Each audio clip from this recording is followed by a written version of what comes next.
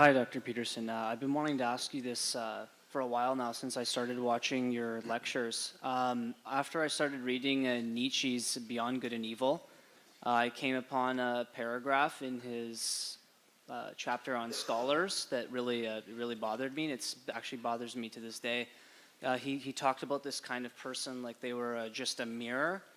Like they stretched, he said, every part of their skin basically to allow every new piece of information that they took on, and that all they ever were was just an instrument. They were just a mirror reflecting what they had learned, never actually having generated anything on their own. And it's bothered me because I feel like in a way it sort of like it's impacted my identity a lot, because I don't know, how are you supposed to create something, so.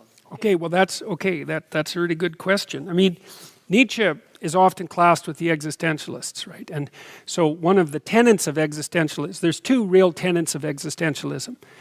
There's more, but obviously we're oversimplifying. But one is that life is a problem. It isn't because there's something wrong with you. It's that life is a problem. And so that's often contrasted with the Freudian view, which is that if you have a problem, it's because something went wrong during your development. The existentialist said, no, it's like life is a problem, make no mistake about it. And that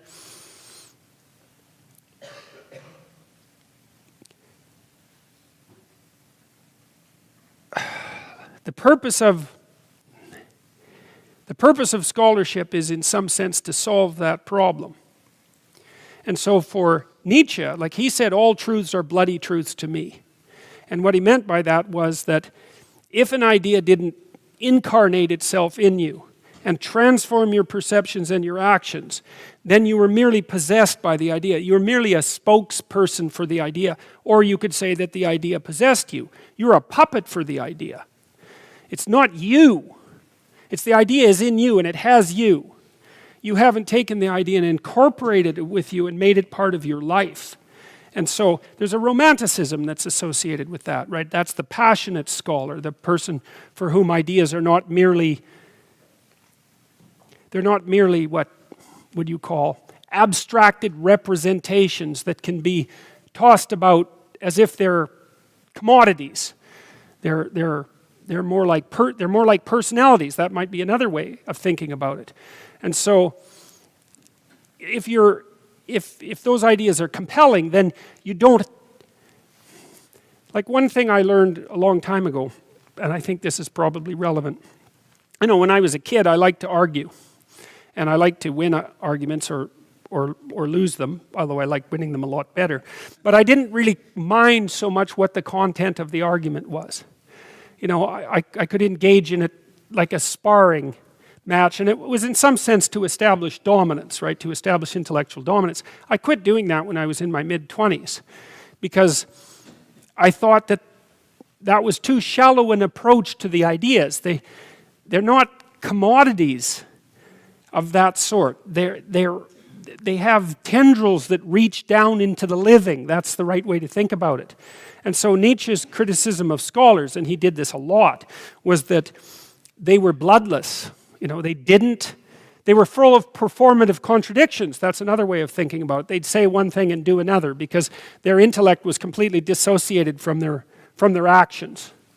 And he thought that was a very bad idea. And I think that that's a good criticism. I think it is a bad idea. I also think it makes for an extraordinarily boring lecturer.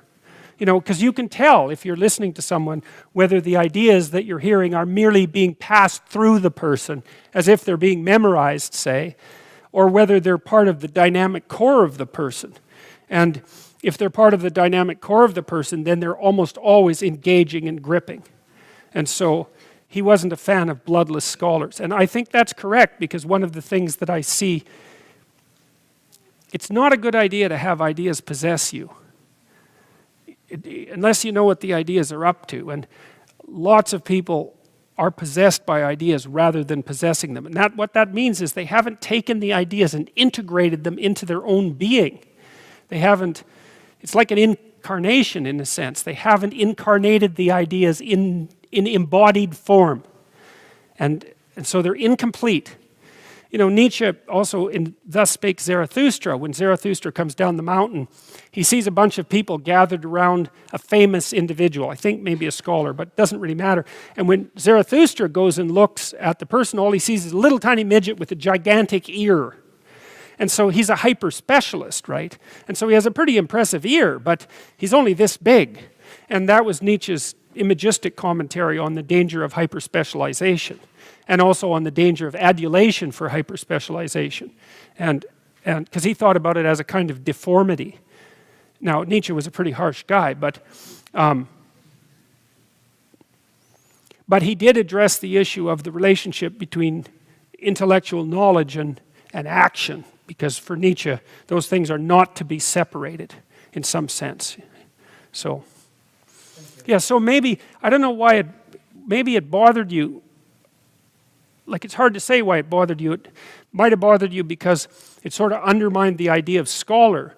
But the other possibility, and this isn't an accusation because obviously I don't know anything about you, but it might also be that it struck a chord, you know, and that maybe you were doubtful or questioning how tightly associated your intellectual endeavor was with your actual character and your practice. So that's another possibility. I mean, that's a really good thing to think about because generally speaking, that integration is very much lacking. People are a lot smarter and fluid with their ideas than they are ethical and consistent and characterized by integrity. So, yeah.